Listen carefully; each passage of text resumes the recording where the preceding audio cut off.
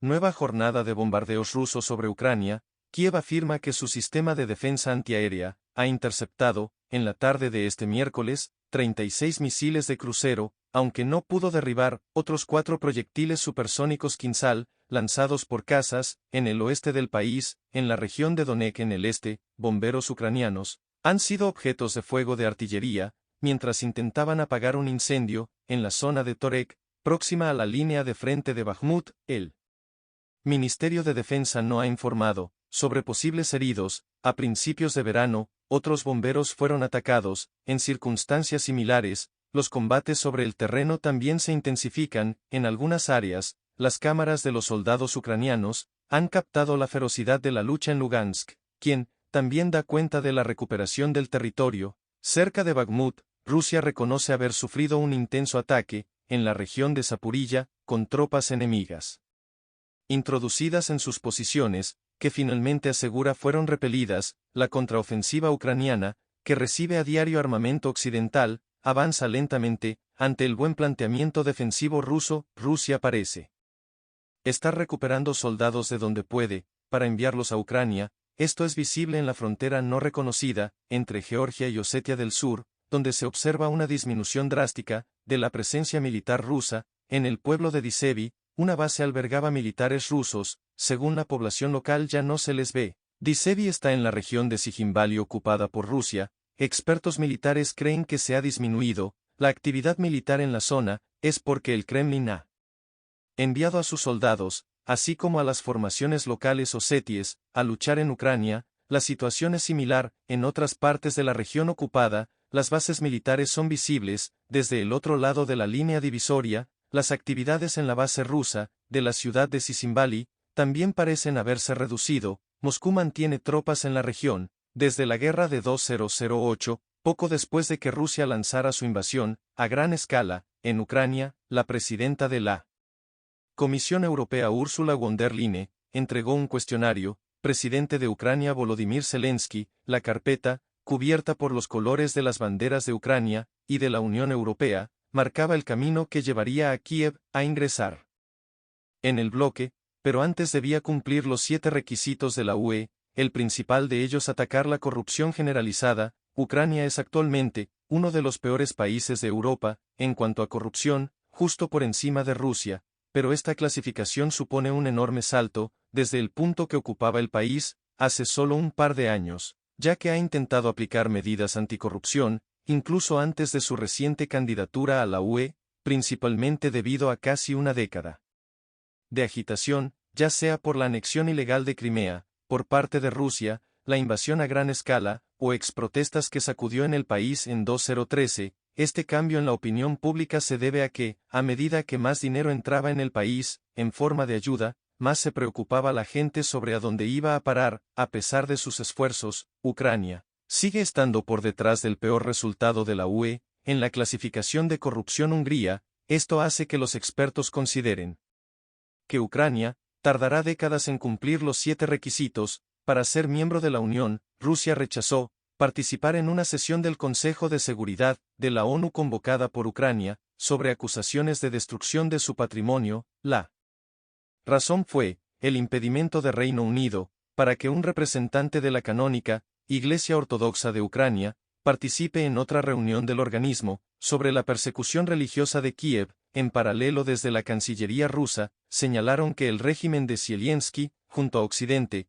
tratan de dividir a los pueblos ruso y ucraniano. El Consejo de Seguridad de Naciones Unidas se reunió por partida doble. La primera reunión llegó a petición de Rusia, y era para abordar el asunto de la persecución religiosa en Ucrania. En este sentido, el representante adjunto de Rusia ante la ONU, Dmitry Polyansky, denunció ataques contra la cristianidad ortodoxa en Ucrania y añadió que es inaceptable que se bloqueara la participación en la reunión de un religioso ortodoxo propuesto por Rusia, precisamente para intervenir. Escuchemos a sus palabras: una situación desalentadora se desarrolla ante sus ojos, cuando Reino Unido, en la presidencia del Consejo de Seguridad, impide que el representante de una de las principales religiones del mundo participe en la discusión. No podemos permitirlo. En protesta por la solicitud de Londres, desbloquear la participación de nuestro orador, en la reunión, teniendo en cuenta que cumple plenamente con los criterios de la regla 39 de los procedimientos temporales del Consejo de Seguridad de la ONU,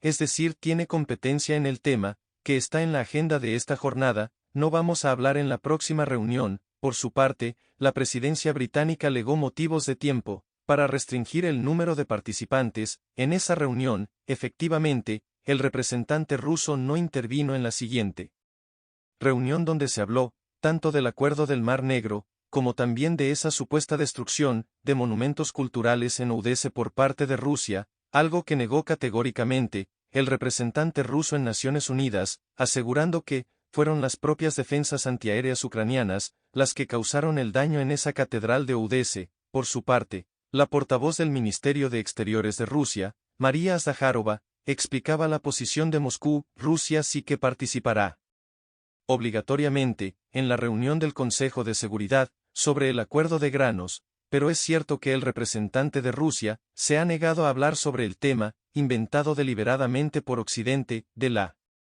supuesta destrucción de los monumentos, del patrimonio cultural, de Odesa por parte de Rusia. Ahí escuchábamos esa reacción, por parte de María Zakharova, una reacción que llegaba en vísperas de esa segunda reunión, en el Consejo de Seguridad de la ONU, donde se trataba ese acuerdo de exportación del grano desde el Ministerio de Exteriores. El ruso también hacen hincapié en las políticas antiortodoxas del gobierno ucraniano, y aseguran que entre Kiev y Occidente se intenta dividir a los pueblos de Rusia y de Ucrania. Además señalan que Estados Unidos silencia los crímenes de Kiev. Recordemos que desde hace meses, Ucrania exige a los monjes de la Iglesia Ortodoxa del del Patriarcado de Moscú que abandonen el monasterio de las cuevas, precisamente en la capital ucraniana de Kiev. Por lo tanto, como decimos, fue una jornada de cruce de acusaciones en el Consejo de Seguridad de Naciones Unidas, con la libertad religiosa como trasfondo.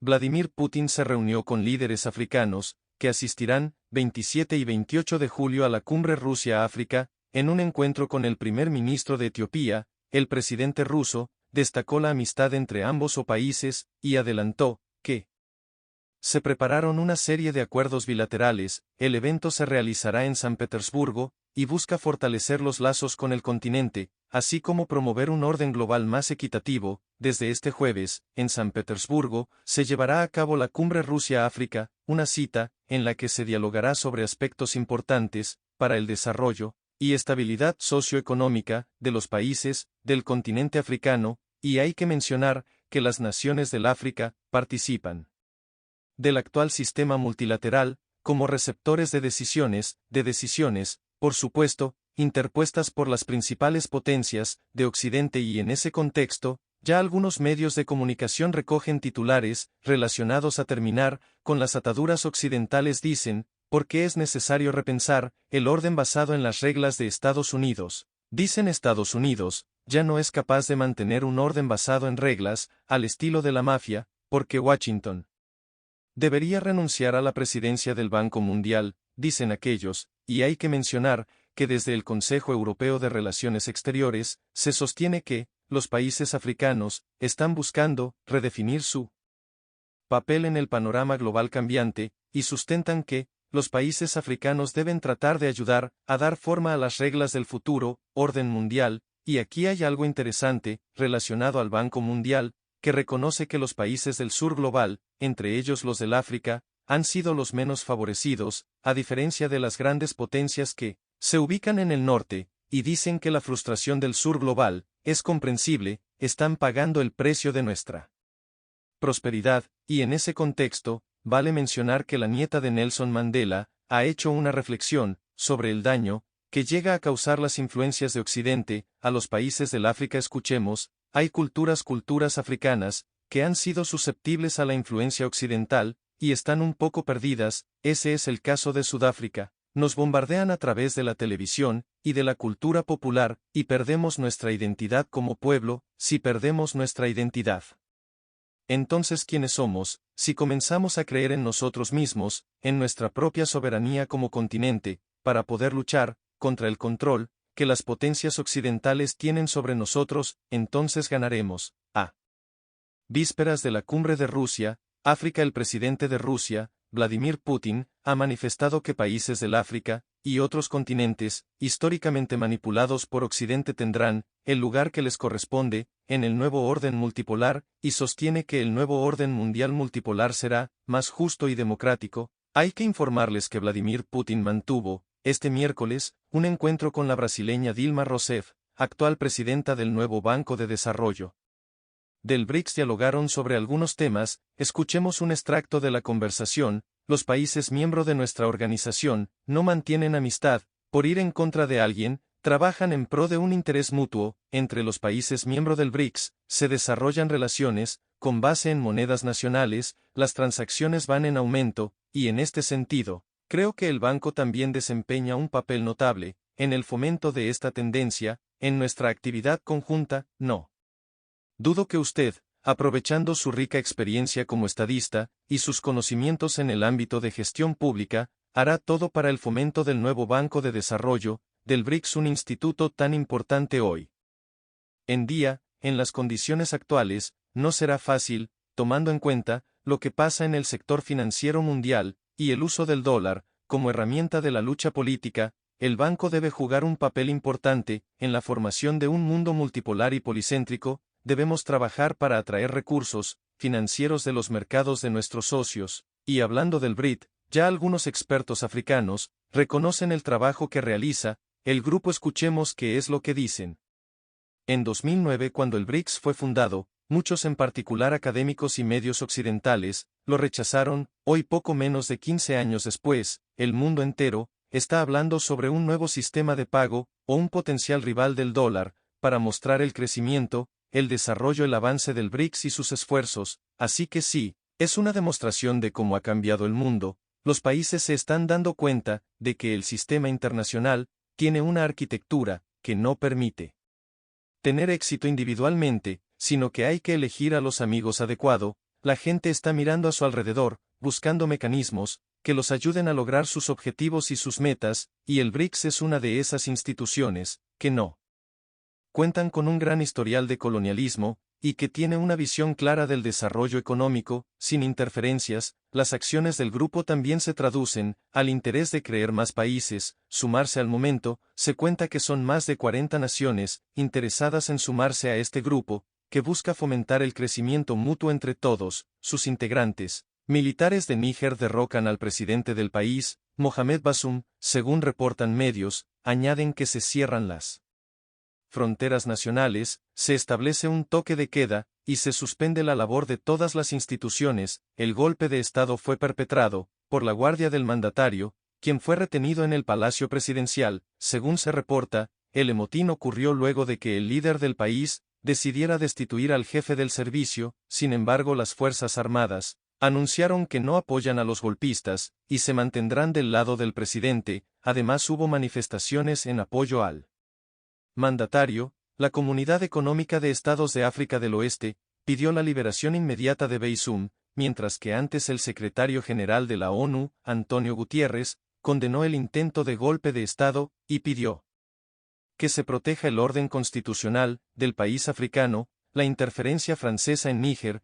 desestabiliza la situación en el país, y hay que recordar que Francia, a pedido de los gobiernos de los jóvenes coroneles, tanto en Burkina Faso como en Mali, se han retirado de esos países, y Níger se convirtió de pronto en el epicentro de las operaciones francesas. Eso ha generado repudio de la población civil. Hubo casos de ataques de manifestantes contra unidades militares francesas, bancos, empresas de origen francés. Hay que prácticamente 85% de la energía que usa Francia, es en energía nuclear abastecida por uranio de Níger. Donde Francia tiene importantísimas, pero muy importantes en unidades de producción de uranio. Se reporta que el hijo mayor del presidente de Estados Unidos, Hunter Biden, se negó a declararse culpable ante el tribunal, a pesar de haber llegado previamente a un acuerdo con la fiscalía para evitar un cargo más grave. Según el compromiso, reconocería su responsabilidad por el impago de más de $1 millón de impuestos. A cambio, se recomendaría dictaminar la libertad condicional. La audiencia pudo haber sido un protocolo para formalizar el acuerdo, sellado con la acusación. Sin embargo, ocurrió un revés. cuando la jueza cuestionó el alcance de la inmunidad para el hijo del presidente, frente a la persecución de otros posibles delitos, la magistrada concedió 30 días a las partes para presentar escritos adicionales que expliquen la estructura legal del acuerdo de culpabilidad al declararse culpable de 2 menores cargos fiscales. Hunter Biden podía evitar la sentencia por un delito más grave. Se trata de tenencia ilegal de armas, que podría costarle hasta 10 años de prisión. Los problemas de Hunter Biden con la justicia se remontan al 2018, año en el que la oficina del fiscal federal del estado de Delaware empezó a investigarle. Hunter Biden llegó a un acuerdo de culpabilidad, evitar su encarcelamiento, para algunos una muestra de arrepentimiento, para otros, una estrategia con el fin de ocultar algo más. Queda claro que hay un doble rasero, un doble estándar sobre cómo se utiliza y se castiga por la ley al ciudadano común, especialmente si son miembros de minorías, y como no se castiga a personas de persona que son hijos, familiares de personas poderosas como es el caso del señor Hunter Biden. Creo que es muy importante recordar que es un ser humano, que ha sufrido una cantidad increíble de traumas, y solo deseo que la sociedad la extienda, la misma empatía que tienen con las víctimas de la actual crisis de opioides en Estados Unidos. Hunter Biden ya ha reconocido el delito, no ha reconocido que no ha pagado los impuestos, y hay que seguir jalando la pita para preguntarle ahora: ¿y tú de dónde sacaste este dinero? El acuerdo no ha puesto fin a las polémicas del hijo de Joe Biden. 2 denunciantes del Servicio Federal de Impuestos revelaron al Congreso presunto trato de favor por parte de los investigadores del caso. También acusaron al Departamento de Justicia de poner en alerta a Hunter Biden sobre determinados movimientos relativos a las pesquisas. El fiscal general hasta ahora niega interferencias entre las pruebas mencionadas por los informantes. Mensajes de texto, en los que Hunter Biden habría extorsionado por dinero a un socio comercial chino, mientras aseguraba estar sentado al lado de su padre. Días después, recibiría $5 millones en su cuenta bancaria, un episodio que tiraría por los suelos la palabra del presidente. Joe Biden ha insistido una y otra vez que jamás ha estado involucrado en los tratos comerciales de su hijo. Una de las piezas clave de todo lo que se está sabiendo ahora es el contenido de un portátil que el hijo del presidente dejó olvidado en una tienda de reparación. Si bien forma parte de una investigación federal, el material ha sido filtrado, incluso analizado en libros como este. En él también hay correos electrónicos de la época en la que Hunter Biden formó parte de la junta directiva de la empresa de gas ucraniana Burisma, mientras su padre era vicepresidente del gobierno. Según la información filtrada, por ejemplo, cuando el mandato de Joe Biden acabó, el sueldo de su hijo fue rebajado a la mitad. Además de los escándalos relativos a los negocios, están los de índole sexual y relacionados con posesión de drogas. Los denunciantes revelaron, por ejemplo, que el hijo del presidente dedujo ilegalmente de sus impuestos pagos a prostitutas y la membresía de un club de sexo. El propio exdueño del negocio declaró que Hunter Biden fue expulsado a la primera por conducta inapropiada. No es el único lugar en el que tiene vetada la entrada debido a sus excesos. Por si fuera poco, también afronta una demanda relativa a la paternidad y manutención de una hija nacida extramaritalmente. En 2018 él no quiere que lleve el apellido Biden, una marca familiar poderosa que sin embargo, no se salva de sus sombras. En Perú el parlamentario Alejandro Soto Reyes es elegido como nuevo presidente del Congreso para el periodo 2023-2024. Esta designación se realiza luego de la elección de los nuevos representantes de la mesa directiva de la institución.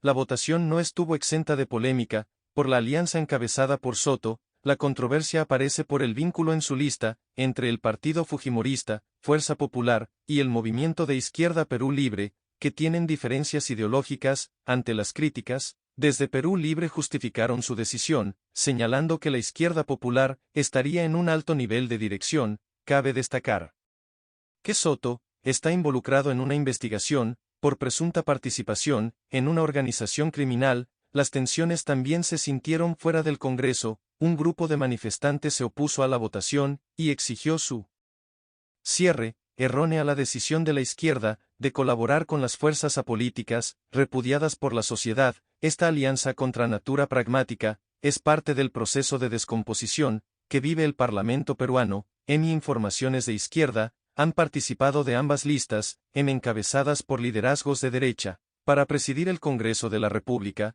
luego de la caída de Castillo, lejos de constituirse un bloque político homogéneo, de oposición unitario en el Parlamento, lo que ha habido es dispersión, cálculos pragmáticos como lo que hemos visto, que lleva a Perú Libre a tener una alianza, con la representación política, de la dictadura fujimorista. Cualquier encuesta que ustedes puedan revisar, va a dar un alto porcentaje de rechazo, tanto a la Presidenta de la República, pero aún más al Congreso de la República. Estamos hablando, de 90% de desaprobación del Congreso de la República, es una institución que no representa a casi nadie. Y lejos estos sectores de izquierda de buscar un puente con los sectores movilizados, para cerrar el Congreso, y promover el adelanto de elecciones, lo que han hecho, es participar de esta elección de mesa directiva, que a todas luces, es un error, porque lo que busca es legitimar una institución, a todas luces, desacreditada y desprestigiada, para las mayorías de peruanos y peruanas. El presidente de Colombia, Gustavo Petro, exige una investigación a la compañía Ecopetrol, por presunta complicidad de su personal, en el tráfico ilícito de crudo. Se trata de exportaciones a Europa y Asia, que podrían superar los $126 millones, según indican medios. La empresa por su parte, se presenta como una víctima de esta actividad delictiva. Es una investigación que viene de antes, revelada efectivamente por la Interpol, junto a unidades de investigación o colombianas, que pone en evidencia, pues, las presuntas acciones de contrabando transnacional, de crudo en donde se han visto involucrados a cerca de 17 empresarios colombianos. Hasta este momento las autoridades en Colombia, además han incautado bienes de estas personas, valorizados en miles de millones de pesos, reflejados en barcos, en lujosos edificios en la ciudad de Cartagena, automóviles ostentosos, grandes terrenos, casas de playa y otros activos, con un valor que estima la autoridad de Dambo, a 3 billones de pesos. Esto según también, además, una publicación hecha por el periódico El Tiempo. Frente a esto, presidente Gustavo Petro se ha pronunciado a través de su cuenta de Twitter, diciendo el robo de petróleo a Ecopetrol, solo en el caso investigado por estas autoridades, que menciona, en la imagen que pueden ver ustedes de la Armada, además de la inteligencia de la Armada, pueden alcanzar las cifras de 360.000 millones de pesos. Además, el presidente también a través de su cuenta de Twitter dijo: esta investigación de la DIJÍN muestra uno de los mayores robos del Estado colombiano. Se robaron cerca de $80 millones en petróleo. Los delincuentes, según el presidente, era gente, debían de los sectores más pudientes del país. También afirma que se debe investigar si el robo contó con apoyo al interior de Ecopetrol, la empresa de petróleo más grande de Colombia. Esta investigación incluye además intercepciones ilegales, fotografías satelitales y otros elementos probatorios. Además que estas compañías, que ahora se encuentran bajo investigación, están involucradas en otros procesos judiciales en este país. Uno de ellos es un proceso penal y otro es un proceso de extinción de dominio. Sin embargo, según expertos, esta situación al interior de Ecopetrol, y en general incluso, la industria petrolera colombiana, pues no es un tema que viene ahora. Nosotros hablamos con Amarilis Llanos Navarro, activista ambiental, abogada y miembro del Consejo Permanente de Transición Energética Justa, y nos explica un poco más a fondo este caso. Nos preguntamos si de pronto no hubiese estado este gobierno, si la dirigimos esto dado a conocer los resultados de incautaciones y de capturas, como las que se acaban de provocar en este momento. Pero por otro lado, esto no dejamos de ver, es que normalmente, los medios nos tienen acostumbrados a mirar, es el contrabando de hidrocarburos, por parte de grupos ilícitos, sí, pero en este caso se trata de una estructura de alto nivel económico de empresarios. Los empresarios entonces enfrentarían cargos por los delitos de concierto para delinquir, apoderamiento de hidrocarburos, y falsedad en documento privado. Siendo así, esta investigación revelada por este medio nacional trasciende no solo a territorio nacional, sino también a los puertos marítimos y terrestres que manejan crudo en las fronteras de Colombia, como es el caso de Venezuela y Panamá. Esa es toda la información de una investigación que continúa y sigue afectando realmente a los sectores, es que les impacta esa industria petrolera en temas ambientales, pero también sociales.